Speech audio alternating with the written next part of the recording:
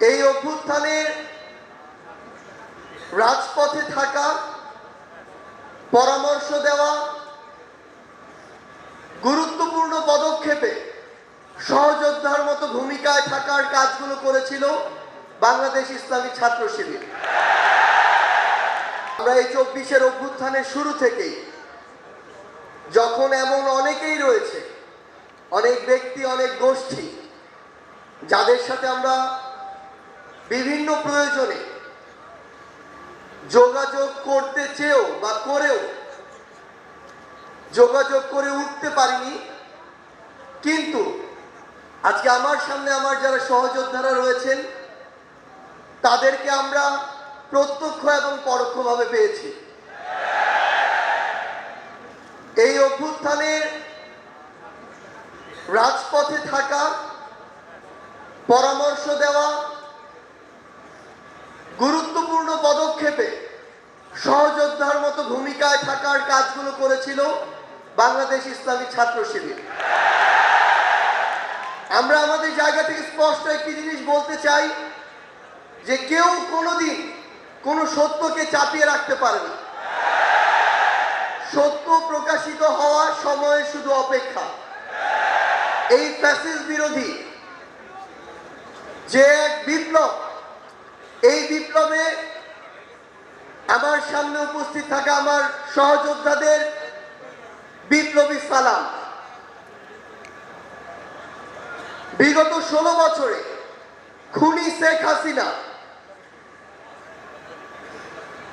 যাকেই তার potential threat মনে করেছিল, তাকেই যেভাবে পেরেছে নানা উপাধি দিয়ে, নানা তকমা দিয়ে ব্লেম গেম খেলা যেটি ছিল সেই খেলায় মেতে উঠেছিল। আমরা দেখেছি অনেক নিরপরাধ মানুষকে, অনেক নিরপরাধ আলেম ওলামাকে কিভাবে শুধুমাত্র তার পটেনশিয়াল থ্রেট মনে করার কারণে জেলখানা থেকে শুরু করে হামলা, মামলা, নির্যাতনের মাধ্যমে হত্যা করেছে।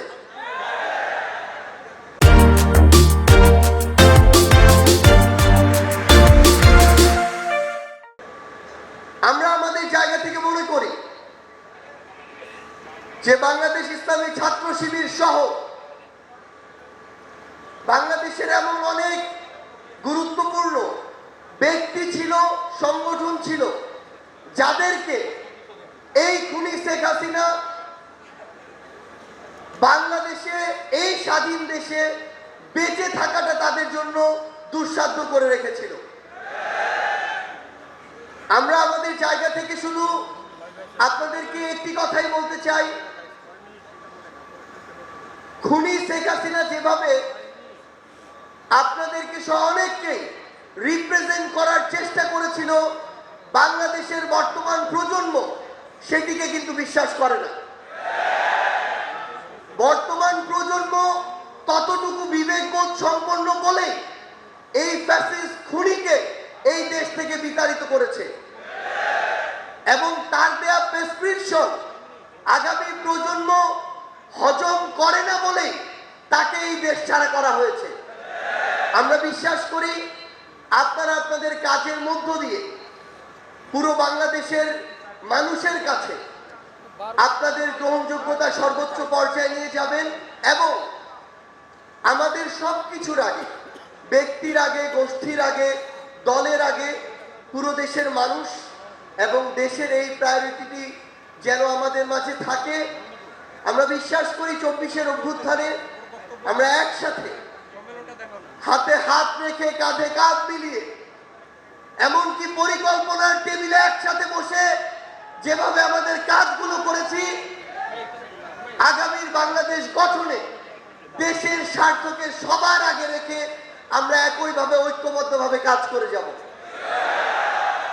আমরা বিশ্বাস করি আমাদের চিন্তা ভাবনা যতদিন সৎ থাকবে, আমাদের কাজ যতদিন দেশ ও দেশের মানুষের জন্য থাকবে, ততদিন খুনি হাসিনার মতো যারাই আমাদের প্রতিবন্ধকতা হিসেবে সামনে আসুক না কেন, আমরা ঐক্যবদ্ধভাবে তাদেরকে প্রতিহত করতে পারব। আজকে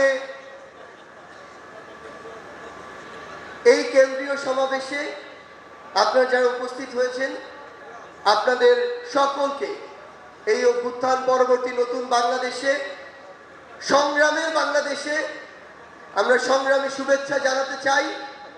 আপনাদের সাথে আমাদের আবারও দেখা হবে, যতক্ষণ আমাদের পথ সত্যের, যতক্ষণ আমাদের চিন্তা ভাবনা মানসিকতা ন্যায়, ততক্ষণ আপনাদের সাথে আমাদের আবারও দেখা হবে, হয় সংগ্রামের রাজপথে অথবা বিজয়। ধন্যবাদ সবাইকে। ইনকেলাব জিন্দাবাদ।